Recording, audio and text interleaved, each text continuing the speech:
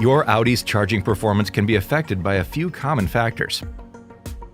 You can track your vehicle's charging status using the State of Charge Reading, or SOC, which continually updates the energy available in your battery. Outside the optimal charging range, typically when your Audi's SOC exceeds 50%, charging performance may be affected. Temperature, influenced by battery usage or ambient conditions, also plays a role.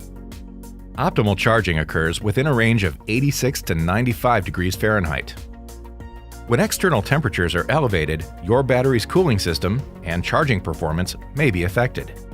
Extreme cold can increase charging time as well.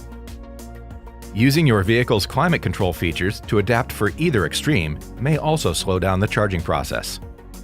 When using e-tron Route Planner, your vehicle will precondition the battery automatically for optimal charging conditions prior to your arrival at a pre-selected charging station. When using a charging station, keep in mind that power output varies, and not every station will consistently deliver the indicated power. Better charging, better performance, so you can enjoy the journey in your Audi e-tron.